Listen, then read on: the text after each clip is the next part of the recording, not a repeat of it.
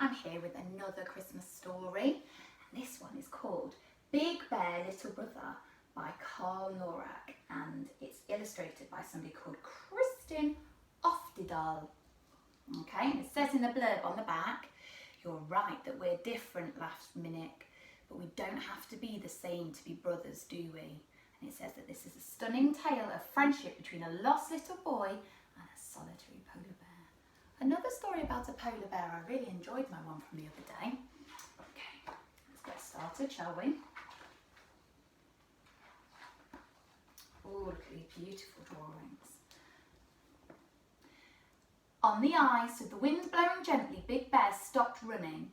How wonderful it was to be still, to close his eyes, to dream. Suddenly he heard a cry from the cliff above. Who was it? Was it a hunter? He looked up quickly. A child was tumbling through the sky just like a snowflake. He must have slipped and fallen. He'd be crushed on the hard ice. Big Bear dived and caught him safely in his huge paws.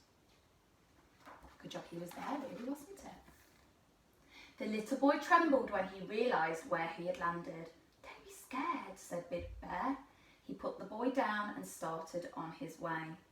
But soon he heard a voice from behind him. "Wait, I'm Minik. I'm coming with you."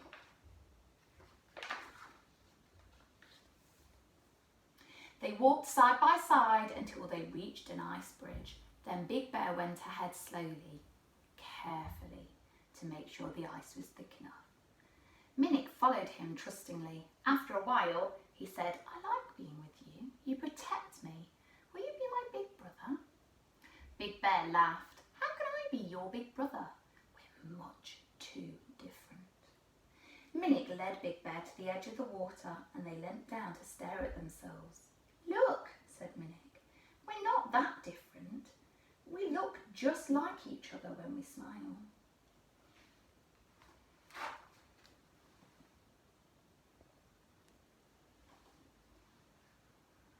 "Well, maybe," said Big Bear, "but I'm much taller than you."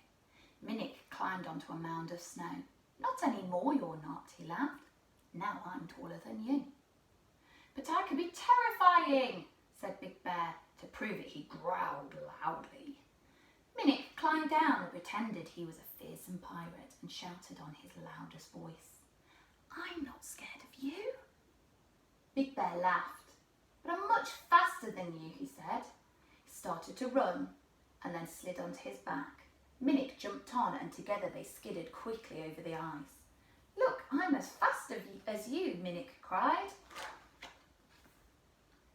"Now watch me do some things I'm really good at," said Minik. He danced, juggled a snowball and walked on his hands. Big Bear tried to copy him. "You're right that we're different," laughed Minik, "but we don't have to be the same to be brothers, do we?" Big Bear didn't reply. He sensed the storm approaching. "We must go," he said. "Walk close to me as quickly as you can. My body will protect you from the wind." The wind raged and heavy snow fell. "Don't be afraid," Big Bear shouted. "I'll take you home, little brother." As the storm grew more violent, Minik became exhausted. Twice he stumbled and almost fell. Eventually he stopped. He could go on no further. Big Bear growled against the storm, but the wind had drowned him out. Minik began to grow faint, so Big Bear pulled him close, desperately trying to warm him. Just then a bright light shone in front of them. Headlights! A man appeared on a sled. Big Bear stopped dead. This must be a hunter, and he was angry. But Minik threw himself in front of Big Bear. "Now it's my turn to protect you, big brother," he said. Then suddenly Minik ran towards the hunter. "It's Daddy," he shouted. "Daddy, stop! It's okay. Big Bear is my brother. He saved my life." "Minik, my little boy," cried his father, "I've looked everywhere for you. Are you all right?"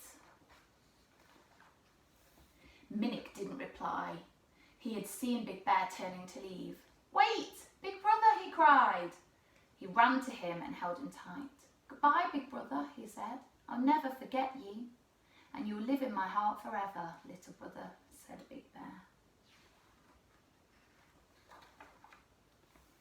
Minnick left on his father's sled, turning to watch Big Bear as he disappeared into the distance. The storm had died down as quickly as it had come. Minnick listened to the wind, now blowing gently. How wonderful it was to be still, to close his eyes, to dream. The end. That was a fabulous story all about a little boy making friends with a polar bear. I really enjoyed that one, and I really particularly loved the gorgeous illustrations, which are mostly just black and white. You know, beautiful illustrations, and they don't need to be full of colour. Sometimes black and white can be just as effective. Okay, have a nice day and take care of yourselves. Don't forget to keep checking for new videos put on the website, and if your parents are on Twitter, tell them to follow us on Twitter, because we'll try and put as much stuff on there as we can as well. Okay, have a lovely day, take care, and I will see you again soon. Bye bye.